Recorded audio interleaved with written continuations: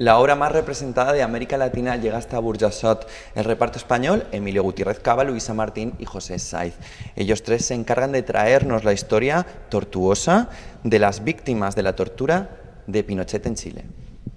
No le importará que esto sea por ahora un monólogo, supongo. Ya le daremos ocasión para que usted diga lo suyo, doctor. Porque la verdad es que a mí cuando me dijeron que iba a trabajar con Emilio Gutiérrez Cava, pues fue todo un shock positivo, ¿no? Yo tenía muchas ganas de trabajar con él, le admiro muchísimo y la verdad es que fue todo muy fácil. Luego es meterte, zambullirte en el personaje y empezar a trabajar, y el día a día pues todavía es mejor de lo que uno se imagina, ¿no? En la comisión, este país tendrá una oportunidad. Este país lo que necesita es justicia. Pues es una bestia, es una bestia, es uno de esos personajes que sueñas toda tu vida con que te ofrezcan algún día, ¿no?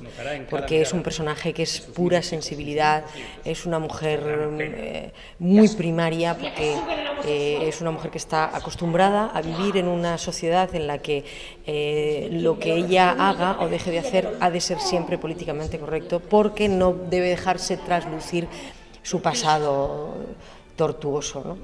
Y en el momento en el que, muy a poco de empezar la función, en el momento en el que ella escucha la voz de el personaje que hace Emilio, de Roberto Miranda, en ese momento ella vuelve a convertirse no en ese ser políticamente correcto que tiene que mantener las formas constantemente y que lleva 15 años de alguna forma manteniéndose así, sino ella se retrotrae a la época en la que la convirtieron prácticamente en un animal, ¿no?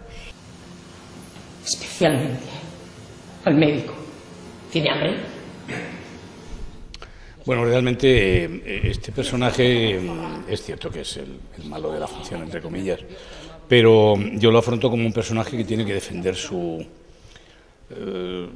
verdad, si es que tiene alguna verdad, de una manera determinada. Yo creo que en realidad estas gentes, como los fabricantes de armas, como los traficantes de armas, como los traficantes de drogas, pues consideran que están haciendo una cosa que, hombre, que hay que vivir y que está bien, ¿no? Y que incluso él tiene una justificación en un monólogo largo final de por qué hace eso, ¿no? Por lo tanto, uno busca que eso sea convincente para el personaje. Otra cosa es que el público que está sentado ahí acepte que eso que le está contando el personaje desde el escenario es lo que tiene que ser. Nosotros creo que desde el escenario lo que tenemos que hacer es tratar de intentar dar lo que el autor quiere que demos en cualquier momento, lo que él ha escrito en ese texto, lo que él ha expresado, sea Shakespeare o sea Ariel Dorman, y luego que los espectadores y espectadores saquen las conclusiones. Eso tiene derecho a defenderse. Claro que le voy a dar la oportunidad de defenderse. ¿Le va a defender el mejor? Hay quien dice de mí que soy una actriz comprometida, pues sí, es probable, porque no concibo mi trabajo sin el compromiso. Creo que somos una especie de pantalla de un montón de cosas. Por supuesto, empatizo porque tengo que empatizar y porque el cuerpo me pide empatizar. Otra cosa es que me vuelva loca y me crea que soy ese personaje, ¿no? Porque claro, en el caso de Paulina yo afortunadamente no he vivido una situación absolutamente ni parecida, ¿no? Pero claro que empatizo, no solamente empatizo, sino que enfatizo, ¿no? Yo hubiera perdido la cuenta. Pero fue hace 15 años. ¿Ante quién acuso a ese cabrón? ¿Ante quién, Gerardo? Yo durante toda mi juventud y parte de mi madurez, pues me daban unos personajes absolutamente light, absolutamente blancos, ¿no? Y de pronto, a partir de la comunidad de la película de Héroes de la Iglesia, es cuando cambió un poco el chip. No, yo había hecho antes un papel bastante interesante de malo en Requiem por un campesino español, la película de Betriu, de Francesc Betriu.